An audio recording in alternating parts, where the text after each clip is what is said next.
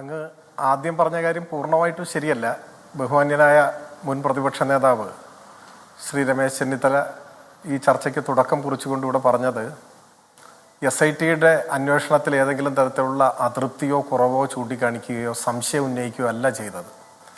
മറിച്ച് അദ്ദേഹം പറഞ്ഞത് ഇപ്പോൾ നന്നായി നടക്കുന്നുണ്ട് അന്വേഷണം, കോടതിയുടെ മേൽനോട്ടത്തിലാണ്, എന്നാൽ ഇതിൻ്റെ അന്താരാഷ്ട്ര മാനങ്ങളിലേക്ക് കടക്കുമ്പോൾ CBI ആയിരിക്കും നല്ലത് എന്ന അഭിപ്രായമാണ് അദ്ദേഹം പറഞ്ഞത്. അങ്ങനെയാണ് ഞാൻ മനസ്സിലാക്കുന്നത്. തീർച്ചയായിട്ടും അങ്ങനെ തന്നെയാണ്. അപ്പോൾ ഇതിൻ്റെ ഒരു പശ്ചാത്തലം കൂടി നമ്മൾ മനസ്സിലാക്കണം. അതെ, ഇതിൻ്റെ ഒരു പശ്ചാത്തലം നമ്മൾ മനസ്സിലാക്കണം. നിയമസഭയിൽ ഈ SITയെ അന്വേഷണ ചുമതല ഏൽപ്പിക്കുന്നത് സംബന്ധിച്ചുള്ള വിഷയം വന്നപ്പോൾ അന്ന് പ്രതിപക്ഷം മുൻപോട്ട് വെച്ച ആവശ്യം CBI അന്വേഷിക്കണമെന്നായിരുന്നു. SIT അന്വേഷണം അസ്വീകാര്യമാണ് എന്ന അഭിപ്രായമാണ് അവരുടേത്. അത് ശക്തമായ നിലയിൽ അവർ ഉയർത്തി. സർക്കാരിൻ്റെ ഭാഗം പറഞ്ഞു. അതിൽ തൃപ്തിയാകാതെ സഭ ബഹിഷ്കരിക്കുകയാണ് ചെയ്തത്. പ്രതിപക്ഷ നേതാവിൻ്റെ നേതൃത്വത്തിൽ SIT അന്വേഷണത്തിൽ ഞങ്ങൾക്ക് വിശ്വാസമില്ല, SIT അന്വേഷണമല്ല വേണ്ടത്, CBI അന്വേഷണം വേണമെന്നതായിരുന്നു തുടക്കത്തിൽ പ്രതിപക്ഷത്തിൻ്റെ നിലപാട്.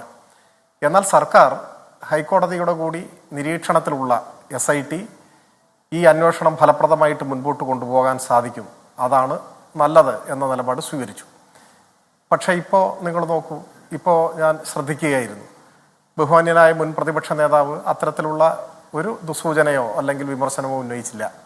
അദ്ദേഹം ഈ അന്വേഷണം ഭാവിയിൽ വികസിക്കുമ്പോൾ ഉണ്ടായേക്കാവുന്ന പരിമിതികൾ മാത്രമാണ് ചൂണ്ടിക്കാണിച്ചിട്ടുള്ളത്.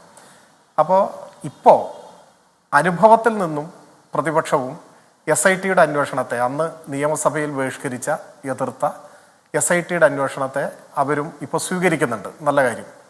ഇപ്പോൾ പുതിയൊരു സാഹചര്യം വന്നിരിക്കുന്നു. അതിൻ്റെ പശ്ചാത്തലത്തിലാണ് നിങ്ങളുടെ ചോദ്യം ഇപ്പോൾ പ്രസക്തമാകുന്നത്.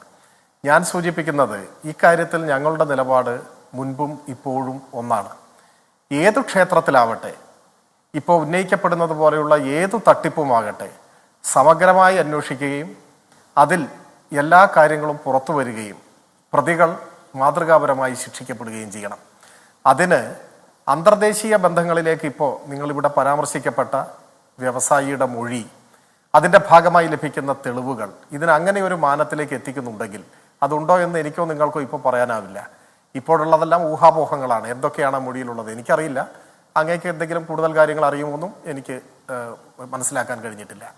പുറത്തു വരുന്ന പല വാർത്തകളും കുറച്ച് പൊടിപ്പും തൊങ്ങലും വെച്ചിട്ടുള്ളതാണെന്ന് ശ്രീ രമേശ് ചെന്നിത്തല തന്നെ ഇവിടെ സൂചിപ്പിക്കുകയുണ്ടായി. അതാണ് ശബരിമലയിൽ നിന്ന് പഞ്ചലോഹ വിഗ്രഹങ്ങൾ മോഷ്ടിക്കപ്പെട്ടു എന്നൊക്കെ പറയുന്ന വാർത്ത. അത് അടിസ്ഥാനമുള്ളതല്ല എന്ന് ശബരിമലയെക്കുറിച്ച് നന്നായി അറിയാവുന്ന അദ്ദേഹം തന്നെ ഇവിടെ സൂചിപ്പിക്കുകയുണ്ടായി. എന്തായാലും ഇപ്പോൾ പുതിയ മൊഴികളുടെയും അന്വേഷണത്തിലൂടെ ലഭിക്കുന്ന തെളിവുകളുടെയും അടിസ്ഥാനത്തിൽ ഈ പറയപ്പെടുന്നത് പോലെ അന്താരാഷ്ട്ര ബന്ധങ്ങളോ മാനങ്ങളോ ഈ കേസിലുണ്ടെങ്കിൽ അതിന് പുതിയ ഏജൻസികൾ അന്വേഷിക്കേണ്ടതുണ്ട് എന്ന് തോന്നുന്ന പക്ഷം ബഹുമാനപ്പെട്ട ഹൈക്കോടതി തന്നെ അതിൽ ഉചിതമായ ഒരു തീരുമാനം എടുക്കും. ഇപ്പോൾ ഹൈക്കോടതിയാണല്ലോ. CPM ഇക്കാര്യത്തിൽ എം സ്വരാജ് എന്താണ് നിലപാട്? അതായത് ഇപ്പം അന്താരാഷ്ട്ര മാനങ്ങൾ ഉണ്ടെങ്കിൽ തീർച്ചയായിട്ടും SIT പോലെ ഏജൻസി ചിലപ്പോൾ അന്വേഷിക്കാൻ കഴിഞ്ഞു എന്ന് വരില്ല. അങ്ങനെ വന്നാൽ ഇപ്പോൾ ഇന്റർപോളിനെയൊക്കെ ഇടപെടുത്തണമെന്നുണ്ടെങ്കിൽ തീർച്ചയായിട്ടും CBI പോലൊരു ദേശീയ ഏജൻസിക്ക് മാത്രമേ ഇതിനകത്ത് എന്തെങ്കിലും ചെയ്യാൻ കഴിയൂ. അങ്ങനെ എടുക്കുന്ന ഇപ്പോൾ ഹൈക്കോടതി തന്നെയാണ് അന്തിമമായി ഇതിനകത്ത് തീരുമാനമെടുക്കുന്നതെങ്കിൽ പോലും പാർട്ടിയുടെ നിലപാട് എന്താണ് ഇക്കാര്യത്തിൽ? ഞങ്ങൾ ഇപ്പോൾ അങ്ങയുടെ ചോദ്യത്തിന്റെ ഒരു ചെറിയ പരിമിതി ഒരു സാങ്കല്പിക വിഷയമാണ് പറയുന്നത്. അതായത് ഇതിന് അന്താരാഷ്ട്ര മാനങ്ങൾ ഉണ്ടെങ്കിൽ SITയുടെ അന്വേഷണത്തിൻ്റെ പരിധിയിൽ ഇത് നിൽക്കാതെ വന്നാൽ എന്നുള്ളതാണ് പറയുന്നത്. അപ്പോൾ ഹൈപ്പോത്തറ്റിക്കലായി മാത്രമേ അത്തരം ചോദ്യങ്ങളോട് നമുക്ക് സമീപിക്കാൻ പറ്റൂ. ഇപ്പോൾ മുൻ പ്രതിപക്ഷ നേതാവ് കൂടി അംഗീകരിച്ചിട്ടുള്ള ഭംഗിയായി നടക്കുന്ന അന്വേഷണം, ആ അന്വേഷണം മുൻപോട്ട് പോവുകയും അന്വേഷണത്തിൻ്റെ ഏതെങ്കിലും ഒരു ഘട്ടത്തിൽ പുതിയ എന്തെങ്കിലും കൂട്ടിച്ചേർക്കലുകളോ ഇതിൻ്റെ ഒരു വികാസമോ വേണമെന്ന് ബഹുമാനപ്പെട്ട ഹൈക്കോടതിക്ക് തോന്നുകയും ചെയ്യുകയാണെങ്കിൽ സ്വാഭാവികമായിട്ടും നടക്കുമല്ലോ. ലോകത്തിലെ ഏത് ഏജൻസി അന്വേഷിക്കുന്നതിനും ഞങ്ങളെതിരല്ല. ഇതിൻ്റെ സത്യാവസ്ഥ പുറത്തു കൊണ്ടുവരണമെന്നും തെറ്റ് ചെയ്തിട്ടുള്ളവർ ശിക്ഷിക്കപ്പെടണമെന്നും വിശ്വാസികളുടെ ഒരു തരി പൊന്നുപോലും നഷ്ടമാകരുതെന്നും ഉള്ള ഉറച്ച അഭിപ്രായമാണ് എല്ലാ സമയത്തും ഞങ്ങൾക്കുള്ളത്. ഇനി ഒരു കാര്യം കൂടി ഞാൻ സൂചിപ്പിച്ചോട്ടെ.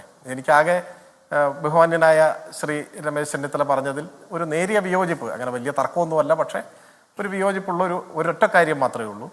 അത് അദ്ദേഹം വളരെ മുതിർന്ന, നമ്മൾക്കൊക്കെ ബഹുമാനവും സ്നേഹവും ഉള്ള നേതാവാണ്. അദ്ദേഹം ഇവിടെ പറഞ്ഞതിൽ ഈ പ്രതികൾ അവരുടെ രാഷ്ട്രീയ ബന്ധം, അതൊക്കെ സ്വാഭാവികമായിട്ടും കോൺഗ്രസിൻ്റെ ഇപ്പോൾ ഒരു പ്രചരണത്തിൻ്റെ ഭാഗമായിട്ട് പറയും. നോക്കൂ, വേണമെങ്കിൽ എനിക്കും ഇപ്പോൾ പറയാം. ഇപ്പോൾ 10-11 പ്രതികളാണല്ലോ വന്നിരിക്കുന്നത്, 8-10 പേര് ജയിലിലുമാണ്. അതിൽ ഓരോരുത്തരുടെ പേര് പറഞ്ഞ് അവരുടെ രാഷ്ട്രീയ ബന്ധം എല്ലാ പാർട്ടിയിലും പെട്ട ആളുകളെ നമുക്ക് കണ്ടെത്താൻ പറ്റും. ഇപ്പോൾ കോൺഗ്രസിൻ്റെ യൂണിയൻ നേതാവായിരുന്ന ആൾ, അങ്ങനെ ബൈജു മുതൽ ശ്രീകുമാർ വരെയുള്ളവരുടെ പേരുകൾ പറഞ്ഞിട്ട് കോൺഗ്രസ് ബന്ധം എന്നെനിക്ക് ആരോപിക്കാൻ പറ്റും.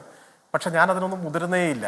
നമ്മുടെ പ്രശ്നം ഇതിലിപ്പോൾ പ്രതി ചേർക്കപ്പെട്ട് ജയിലിലടയ്ക്കപ്പെട്ടിട്ടുള്ളവർ, അവരുടെ പേരിലുള്ള കുറ്റപത്രം വന്ന് അവരുടെ കുറ്റത്തിൻ്റെ അനുപാതമനുസരിച്ച് അല്ലെങ്കിൽ നിരപരാധിയാണെങ്കിൽ അങ്ങനെ അത് കോടതി തീർപ്പ് കൽപ്പിക്കട്ടെ. നമ്മളതിലൊന്നും രാഷ്ട്രീയം കാണാനോ ആരെങ്കിലും രക്ഷിക്കാനോ ന്യായീകരിക്കാനോ ഇന്നയാൾക്ക് ഇന്ന പാർട്ടിയുമായി ബന്ധമുണ്ട് എന്ന് പറഞ്ഞിട്ട് ചർച്ച ആ ദിശയിൽ പോയാൽ കോൺഗ്രസ്സിന് CPM-നെ കുറ്റപ്പെടുത്താൻ പറ്റും, തിരിച്ച് നല്ലതുപോലെ ഞങ്ങൾക്ക് അവരെയും കുറ്റപ്പെടുത്താൻ പറ്റും. അങ്ങനെ ഈ ചർച്ച പോകുന്നത് ഉചിതമല്ല. നമുക്ക് സത്യം പുറത്തു വരണം, കുറ്റവാളികൾ ശിക്ഷിക്കപ്പെടണം. അതിലിപ്പോൾ നിൽക്കാം എന്നാണ് എനിക്ക് തോന്നുന്നത്.